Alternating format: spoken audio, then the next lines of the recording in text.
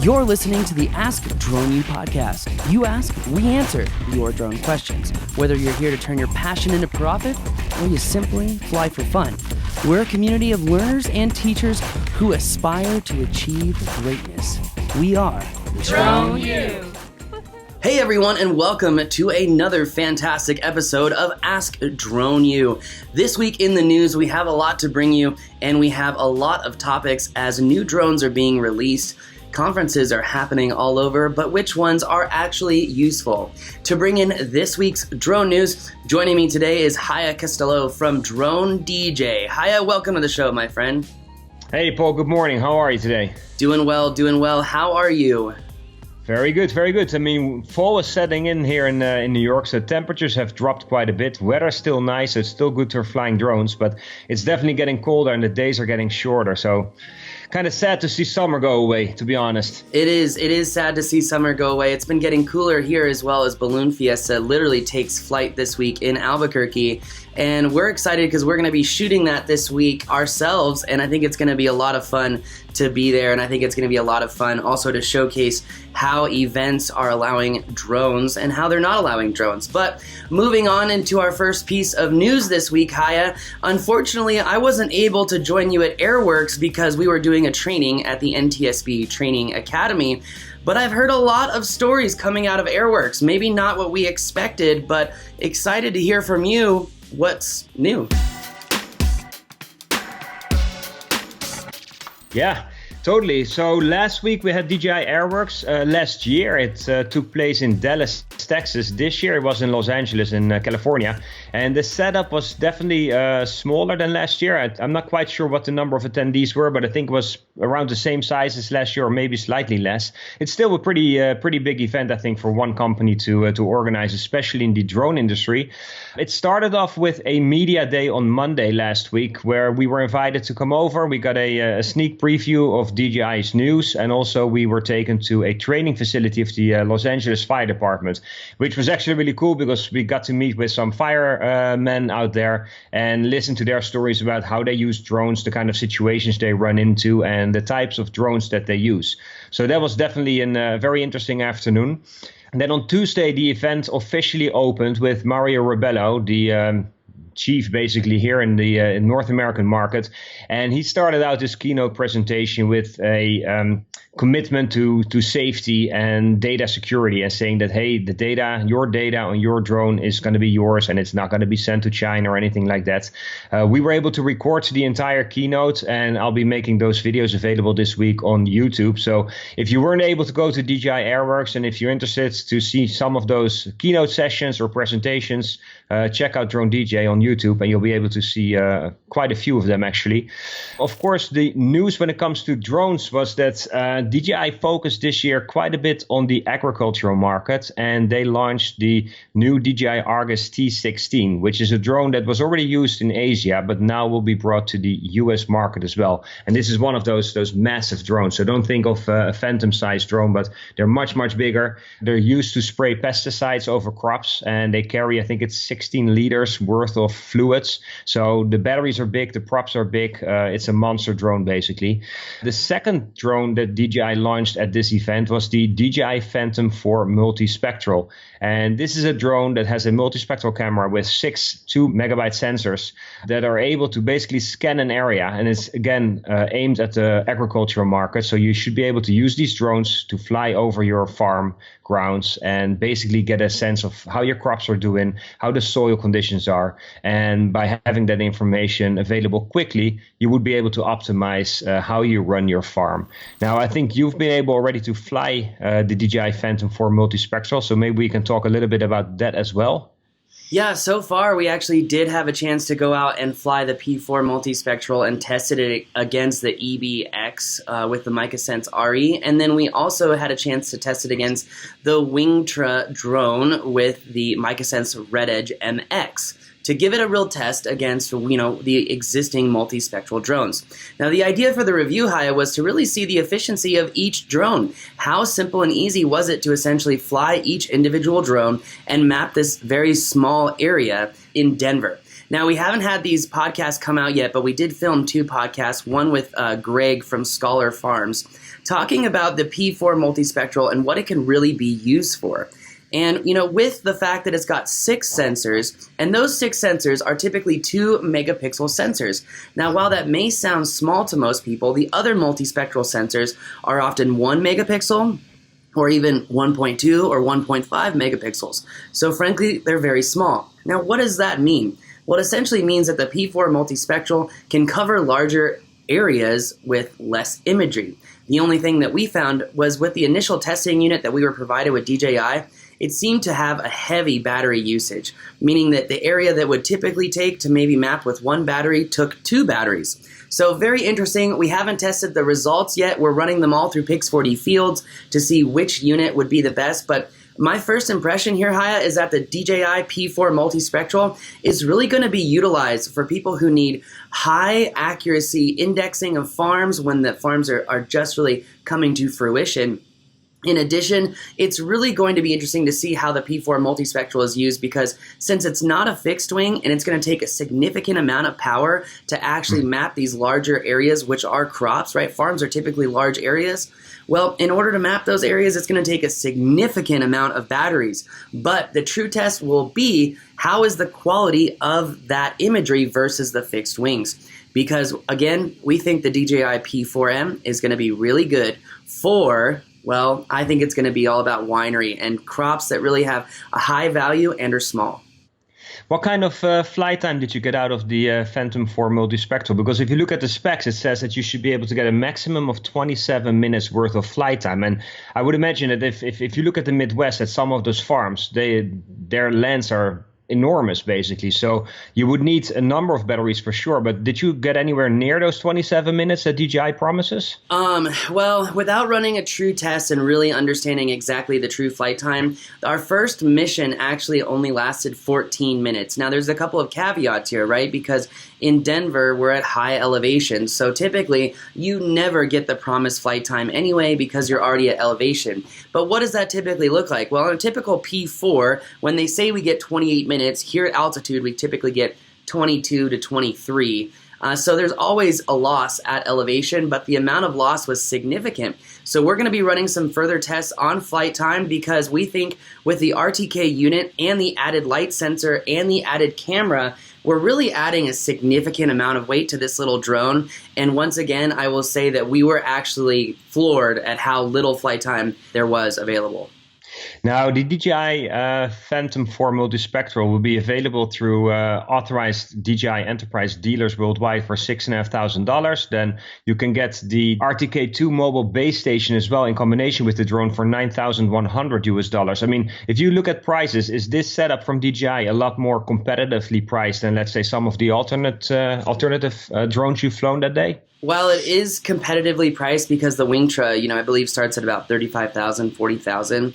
While it is competitively priced overall, because typically people are paying $6,000 to $8,000 typically for the sensor itself, yes, it's competitively priced. The true question will be, can this drone cover larger areas or even the average size farm, which in America is about 1,000 acres? And frankly, without doing more testing, I already have my questions, Haya. But like I said, we're going to be launching a full-blown podcast on this review, and really excited to have it come out, because there are questions.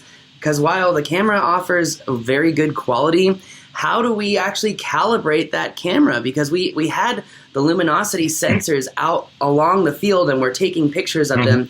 But I will say that the functionality was very limited on the P4M. We were only able to use DJI Ground Station Pro, which was on the iPad. And we had to, utilize the P4 RTK profile in that system to actually map with it. But it did work. And also to caveat that, DJI did give us a beta product. So I know the full user interface isn't quite out yet. And that's why I'm also kind of careful, because, again, I think our upcoming show will really, really talk about these details. But I really think if you're in farming for winery, if you're in farming for high, low-yielding, high-priced crops, this can be a great tool. But really, it's, the proof is in the pudding, Haya, and I just don't think we have enough data to really come out and say this is a phenomenal tool. Yeah. I understand. I also heard that, of course, this drone will work with DJI Terra. We were able to go to a presentation on DJI Terra. So we'll be putting a video of that presentation on our YouTube channel as well for people to check out. Going back to DJI Airworks for a second here, what I found interesting was that DJI, when they talk about addressing the enterprise drone market, they talk about their products as being an aerial platform for enterprise companies to continue build upon. So come up with their own software, come up with additional tools. If you look at the different SDK programs, for instance, the mobile SDK program from DJI, I think last year was around 4 million activations. This year, and the year's not even over yet, of course, it's already over 6 million. So that was an interesting fact that a lot of people are starting to use these SDKs from DJI to launch their own solutions for their particular business needs. In that same story, basically, another thing that DJI launched at their event was the DJI X-Port, which is a gimbal that they make available for companies to put their own hardware on. DJI found that a lot of time was spent by other companies on making gimbal solutions for DJI products. And DJI figured if we can make a gimbal solution that is able to accept different sensors, different lenses, different cameras, then we can cut down on the development time of our customers. So another sign that DJI is really trying to speed up the acceptance of drones in larger companies and also making it easier for them to come up with solutions and get those activated. Lastly, the last bit of news from the event was DJI launching their DJI Disaster Relief Program. And this is kind of a big deal as well. They're making training and hardware and software solutions available for different first responder organizations. I think this is still a continuation of what DJI started doing about a year and a half ago, is focusing on how drones are used for good, how they're able to help save people's lives. And of course, that's a story that does well with the media. It makes it easier for people to understand what the value of drones are for our society. And that's a program that DJI now made official, introduced at the DJI event. And yeah, I think it's a very smart move. I think it's also good to see how first responders are using drones to help save people's lives. That's it in a nutshell from Airworks this year. Like I said, it felt slightly smaller than last year. I mean, there were still a lot of people there. So think about probably 800 attendees. Looking forward to the next one next year, really. Yeah, interesting that you say that, because most of the feedback that I've gotten about Airworks not having been there was that it was a lot smaller than last year, and that the floor was a lot smaller, and there were not a lot of third-party vendors offering services from or within DJI. And it's very interesting because between Airworks last year and Airworks this year, it seems like DJI has literally encroached on their own environment that they've created. You know, they've created this environment with the SDK to allow other companies to come in and produce piggyback products that work with drones, yet they're also subsequently, just like Apple, starting to go after those products. And you know, I will say when it comes to the P4M and, you know, mapping as a whole, I would say that, you know, already seeing some of the data sets that I've been seeing from Pix4D fields, I would say that again, as far as workflow efficiency is concerned, I would like to do more testing because I don't think Terra is there yet. Here's the example with Wingtra and the MicaSense Red Edge MX. Before we left the site, we already had the full data set ready to go, and that was with Pix4D fields and with the MicaSense Red Edge MX.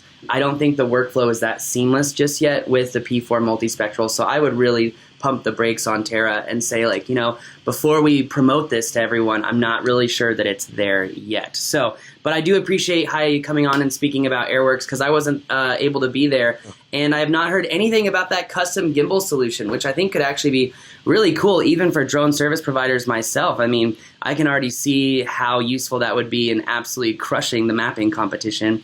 Very interesting. Now, as DJI launches the P4M, Skydio actually launched their drone last week as well, and I have to say, I'm extremely excited for Skydio, but I was kind of disappointed to hear that we did not have that global shutter as I would love to see, and I think is important for any enterprise drone to have, but maybe this drone is not made for the enterprise market. Haya, what do you have? Yeah, so about almost 2 years, year and a half ago, Skydio launched their R1 drone and kind of blew the market away with that drone's ability to fly itself. I had the opportunity to fly it a couple of times as well, and it was it was just a weird experience letting go of that drone. It would take off, fly away from you, maybe 6 or 8 feet. It would turn around and basically just look at you and follow your every step. And it was almost weird, a weird experience, not having to fly the drone, but seeing that drone respond to your every move. The problem, of course, with the R1 was that it was very, very expensive. It was also kind of heavy and large. And all the time that I spoke to Skydio since then, they gave me bits and bits of information about how the successor would be smaller, would be more competitively priced, would have better capabilities. And of course, last week they actually launched the successor. The Skydio 2 was launched on October 1st. And if you look at the design, I mean, they've moved forward quite a bit from the R1. Like the R1 had that metal band around the props where all the navigational cameras were located. If you look at the Skydio 2, the design is completely different. It's very smartly done. At the front, the propellers are mounted at the bottom side of the arms. And then on top, you have 3 4K wide angle. I think it's 200 degrees wide 4K cameras that are able to basically see everything around them. And instead of using stereo to triangulate its position relative to the surrounding area, now they got 3 cameras. And then you also have 3 cameras mounted on the bottom of the drone, and on those rear arms the props are mounted on the top side, so that as the drone flies it's able to basically scan in 3 dimensions all around itself. So the design is totally different.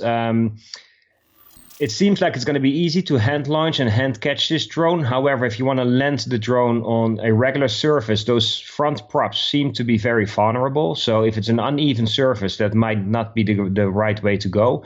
We haven't been able to test or fly this drone ourselves yet. We hope to do so soon, so we can give some more feedback on how well this new design works.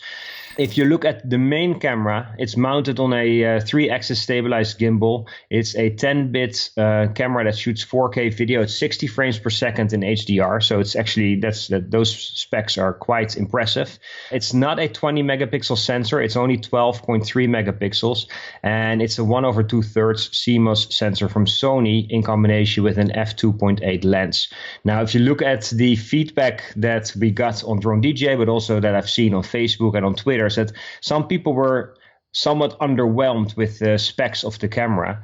I think what Skydio's done here is that rather than making another very expensive drone, let's say more than $2,500 with a high-end camera, I think what Skydio did was actually kind of smart, is they aimed to be more competitively priced than the DJI Mavic 2 Pro and the DJI Mavic 2 Zoom. So let's say around that $1,000 price mark, and within that range come up with the best possible product. Now, the benefit of having a drone that's so competitively priced, of course, is that it becomes attractive to a much, much larger market. And I think that with Skydio still being a young drone startup, it's important for them and their business and also their investors to show that it's a viable company, that the market is large enough. So I think they made a smart choice by going for a larger market with this drone instead of going for the more high-end drones in that sense. Going back to the specs for the drone here, it has a flight time of 23 minutes. The battery is mounted at the bottom of the drone, so that's what you see in the videos where they're holding the drone. It's attached with magnets, so it should be very easy to take off and swap it out for another battery. Hopefully not that easy that we run the risk of losing the battery mid-flight. I don't think that would happen, but again, we haven't flown it yet. Priced at $999, and that's just for the drone that you can fly from your smartphone. Skydio also introduced 2 accessories. One is the Skydio Beacon, which is almost like a magic wand, if you will. It's like a remote control, and with that you can position the drone around you. So you can bring it closer, you can send it further away, you can position it at a different angle. So let's say as you're snowboarding or if you're mountain biking or whatever, you can fly that drone and position it around you as you're going through your motions. Really cool. The other accessory is the controller, and if that controller looks somewhat familiar, it's because it's basically the exact same controller that Parrot ships when you buy one of their Anafi drones. So rather than developing their own controller, Skydio, I think, was smart in this case. They went to Parrot and basically were able to use their controller, put Skydio software on it, and now it's all set up to fly your Skydio 2 drone. Both the accessories are priced at $150. So with the $1,000 for the drone, you end up at $1,300, which is still less than the DJI drones, the Mavic 2 Zoom and the Mavic 2 Pro, which, by the way, both were increased in price recently as a result of the tariffs coming into effect.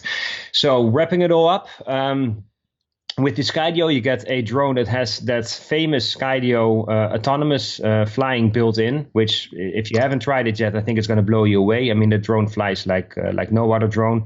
You still have full control if you use the controller. And yeah, I think it's a great product. I put my $100 reservation fee in right away, and I'm part of that first batch. So hopefully I'll be able to fly one myself in early November. Yeah, excited to fly one as well. Just taking a quick look, pricing, sensor size. Why would Skydio come in with a great drone with a smaller sensor? Well, if you mentioned the price point. It's under the Mavic 2 Pro. It's under the Mavic 2 Zoom. One thing I will say, because in that feedback that you've been seeing online, I've been seeing that same feedback about it's a smaller sensor. While it is a smaller sensor, it offers more dynamic range than all the other drones in the same class. So it's something to really think about. In addition, the 4K 60 on the Mavic 2 Pro really doesn't work.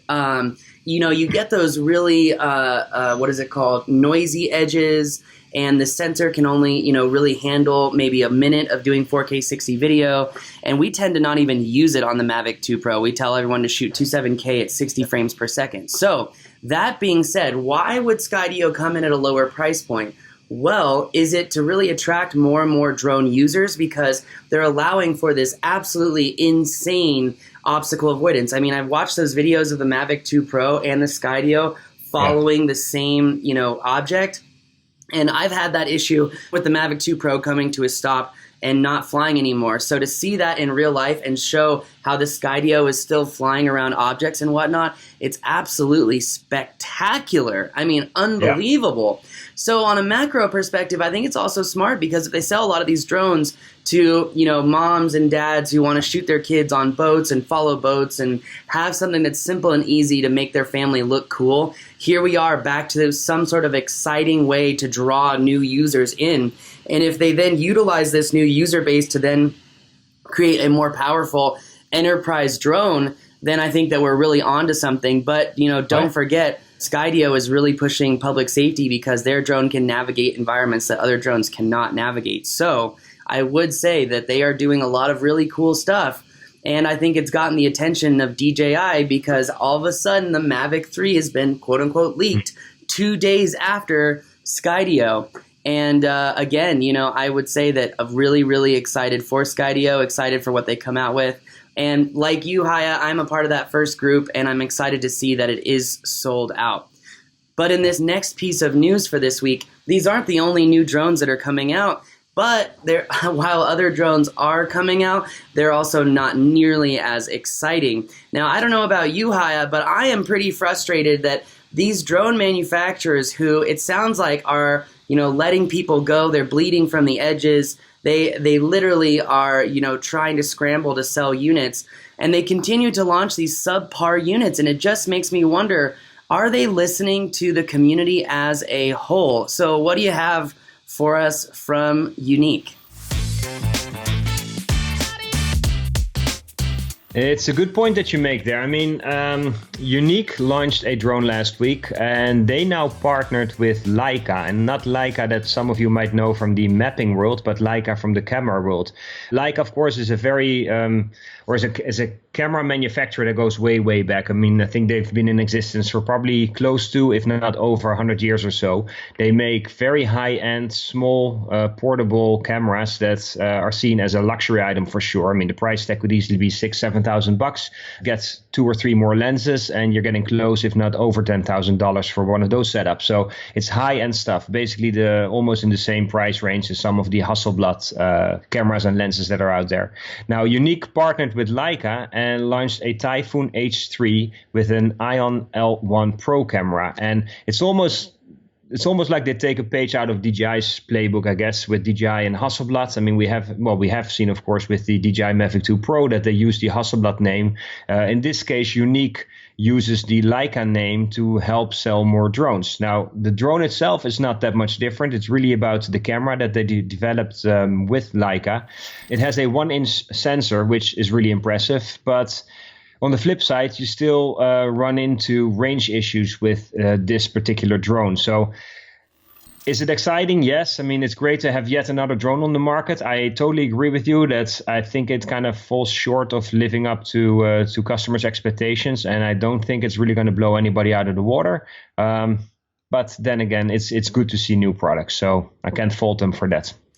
Yes, and by the way, the Leica for camera and the Leica for geospatial intelligence, or GPS as most people know it, is the same company actually. So to see that, Leica actually, is coming out with Yuneec to do this drone is astronomically unfortunate and disappointing, because they come out with a drone that could have a phenomenal GNSS GPS rover for high-grade positioning. In addition, they could have created or utilized a camera with a global shutter to allow for a more seamless, easy-to-use mapping drone. And maybe they are. Maybe they're just teasing us with this, and they're trying to split test which drone is actually going to work better.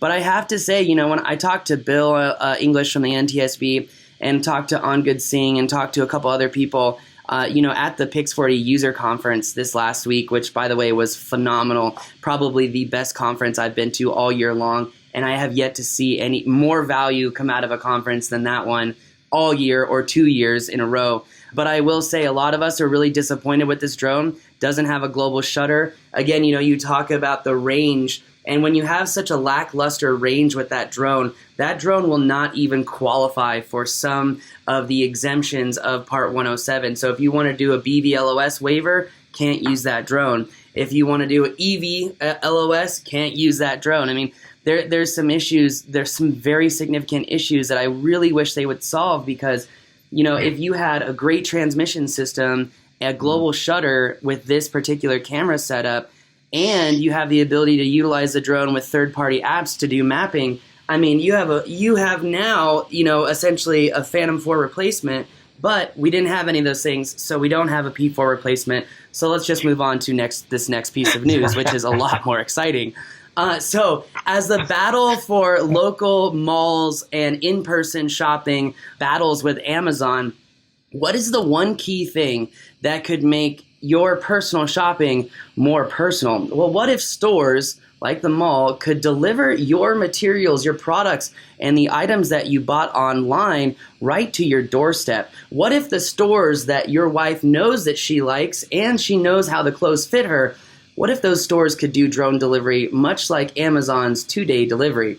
Well, now thanks to UPS, this future could present itself to us maybe in a few years, but it's getting more and more real as drone delivery takes one step further in this week's news with UPS. Exactly, Paul. Thank you for that introduction. You're absolutely right. UPS basically registered as an airline company, really. I mean, they went through the Part 135 certification. Got to make sure I get that right. And they are now allowed by the FAA to fly drones that carry more than 55 pounds, fly them at night, and also fly them beyond visual line of sight, or BVLOS. So it's a huge step. Now, hold your horses. I mean, I don't think that UPS anytime soon is going to be delivering, let's say, your wife's new dress or some other things that you'd like to get shipped from the mall to your house. I don't think it's going to be that fast, although with this certification, they would be able to do so.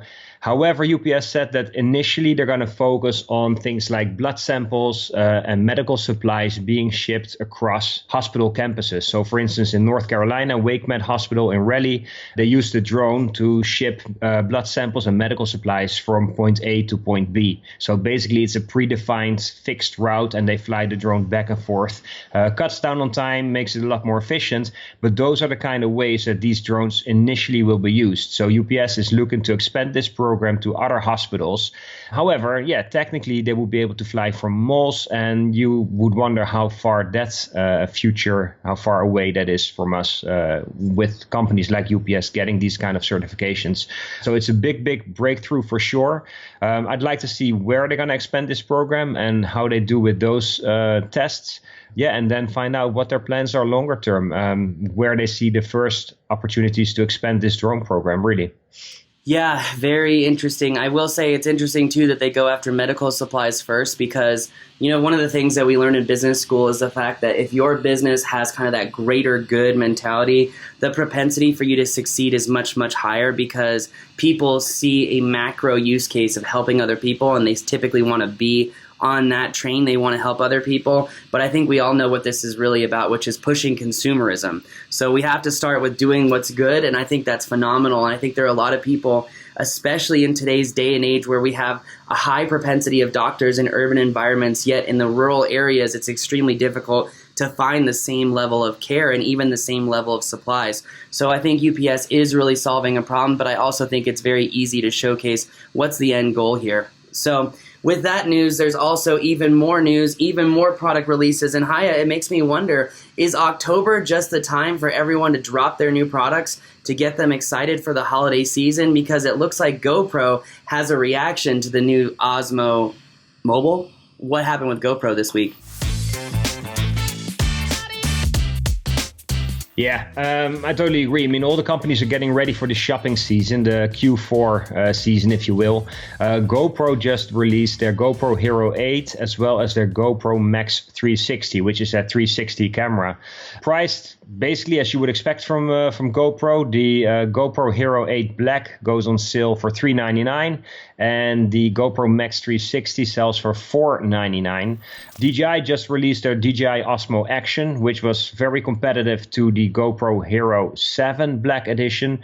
The 8 is a step up. I mean, I don't know if you already have a Hero 7 Black, if you need to upgrade to a Hero 8 camera. I mean, it seems that the big difference is basically in the Hypersmooth 2.0. Now, GoPro released Hypersmooth, the first generation or the first iteration, if you will, with their GoPro Hero 7 Black camera. Now we're moving up to the second generation, so expect better image stabilization again. So that might be a reason. However, if you have the Hero 7, I don't know if this is enough of a reason to upgrade. But yeah, it's exciting to see that they come out with new products, and GoPro is still there. They're still very well known, of course, for their action cameras, and maybe even more so also because of all the accessories that you can get for a GoPro. I mean, if you go on Amazon and see all the different things you can buy to use your GoPro camera, it's pretty extraordinary, and it allows you to get that awesome action footage. So it's exciting to see. Smart move right before the holiday season. Yeah, it probably will make for a great gift for many people for what is it, Thanksgiving or Christmas? What is it, Thanksgiving?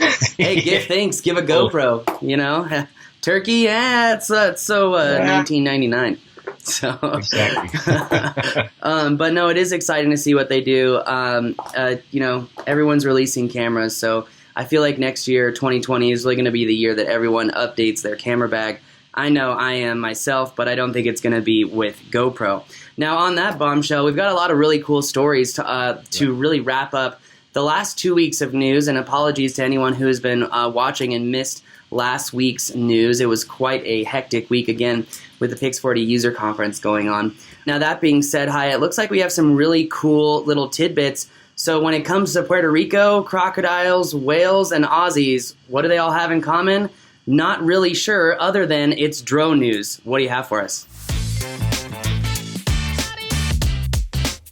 It's all drone related for sure. Let's start with the whales. This is from Hol Oceanic Institution and Denmark's Airhouse Institute of Advanced Studies. They've been trying to weigh whales, and of course weighing a whale is no easy task. I mean, these animals become pretty large, and really only when they die or strand you would be able to possibly weigh one, if you can get one on an industrial size scale. So it's quite a challenge. What they found is that if you use mapping software and you get enough images from a drone of one of these wheels, you can basically create a 3D model and you can make a fairly accurate estimation of how heavy these animals actually are. This is exactly what they've done. They took pictures of 86 southern right whales off the coast of Peninsula Valdez in Argentina. And to do so, they used a DJI Inspire 1 drone to capture all these images. And they took them basically from 66 to 131 feet in elevation, which is probably maybe a little lower than what you would use for your mapping. But they used mapping software basically to create these 3D models and estimate how heavy these animals are, which tells you a lot about, of course, how they're faring, how they're doing in their environment, if they're growing at a pace that you would expect them to grow, if everything is healthy and fine. So it's a very cool example. We've seen how they used drones in the past to collect whale snots and basically use that information to see how healthy these animals are. In this story, it's a new way of using drones to do things that simply weren't possible before. So, yeah, I think it's very exciting. It is extremely exciting, frankly. It's also exciting how, we've been doing classes on Pix4D React now for public safety and disaster relief, utilizing an extremely fast orthomosaic production product like Pix4D React. But it looks like people are also utilizing drones to showcase when others are missing, like in Puerto Rico. Yeah, this is actually another very cool story. It starts out with a disaster, of course, unfortunately. Back in September 2017, Hurricane Maria hit Puerto Rico and basically devastated large parts of that island or that country. One of the people living there, and his name, make sure that I get that right, Pedro Cruz, noticed that a lot of people were using paint to write messages on asphalt and parking lots. And he was flying his drone to see if one of his family members was doing okay. And as he saw from high up in the sky these messages, he wondered if you wouldn't be able to use something like text recognition to actually pick up on these SOS messages, if you will, and also recognize what they say and be able to allocate resources to different areas. So if you know, for instance, that one part of a village has been struck by this hurricane and they no longer have access to water, you know what kind of resources you would have to send over there. Now, text recognition apparently didn't work because of the different styles of handwriting and the different things that people would write. However, he was able to develop software together with IBM that uses artificial intelligence to basically pick up on these messages.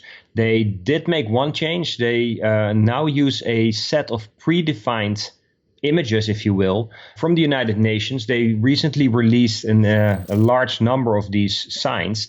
And if you inform people appropriately and they would know which signs to use, they will be able to paint or spray paint these messages on asphalt or the top of a building. And by doing so, communicate to the first responders what their situation is like and if any, what kind of resources they would require.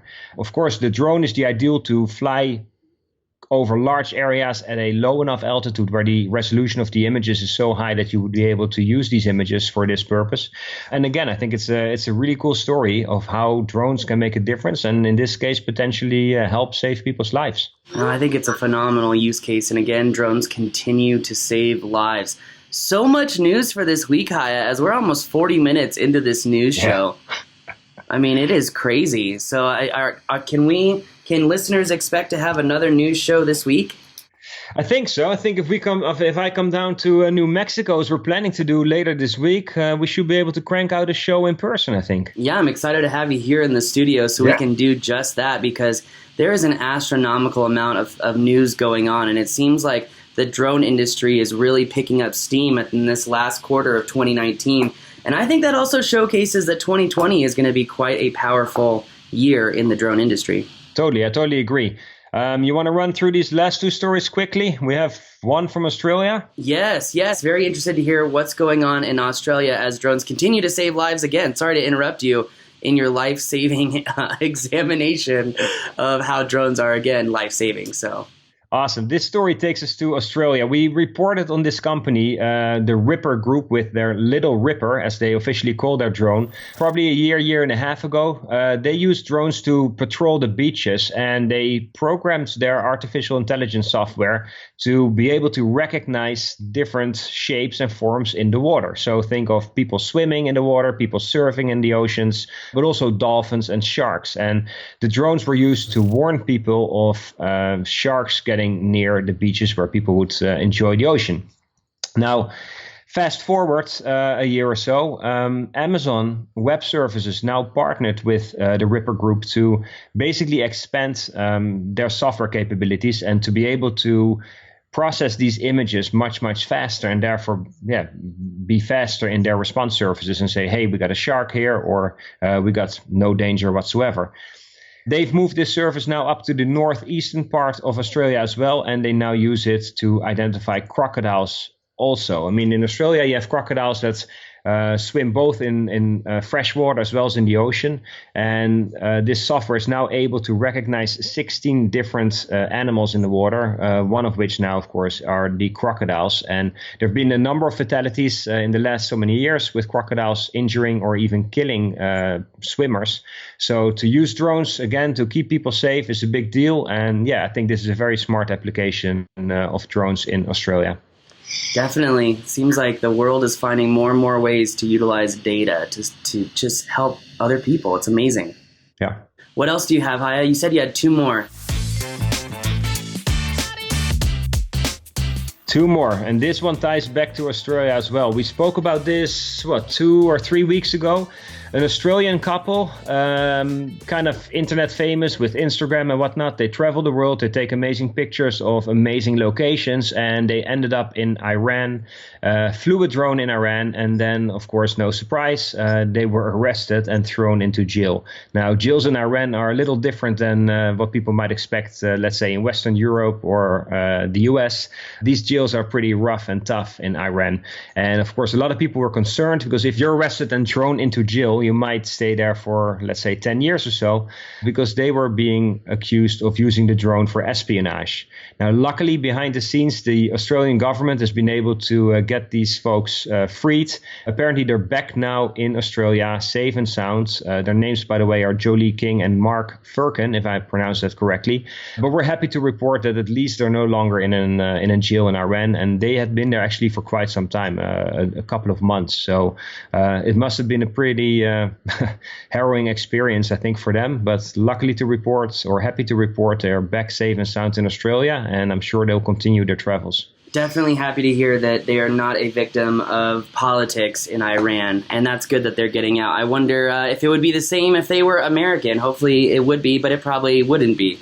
But on that drone news, that's, I think, a great highlight to end this week's news show, Haya, because there is a lot, and we missed a lot last week, but greatly appreciate having you on the show. Is there anything that you expect to see in the coming weeks? Probably that a third batch of Skydio drones is going to be sold out pretty soon. The way they've been going is they're selling pretty quickly. In terms of drone news for the upcoming week, no, we'll have to see what comes out. I'm excited to come down to Albuquerque, New Mexico, and see if we can fly drones near the balloon fiesta. I think that's going to be pretty amazing. Yeah, I think it's going to be pretty amazing as well, and I'm really excited for that. And on that bombshell, that is going to do it for this week's news show. Don't forget to leave us a review, and if you love the news shows, don't forget to share them with a friend, and we really appreciate you listening in every week. As always, apologies for missing last week, but we will try not to miss weeks again. But thank you again for joining us. That's going to do it for us today. Haya, thank you so much for coming on here, and this is a lot of work. I mean, I know you've written an article on every single topic that we've mentioned, and there's just a lot of work that goes into it. So thank you so much. Pleasure to be there, Paul, as always. Definitely. Well, everyone, that's going to do it for us today. Thanks again for listening to another news episode of the Ask Drone U podcast. We'll see you next time.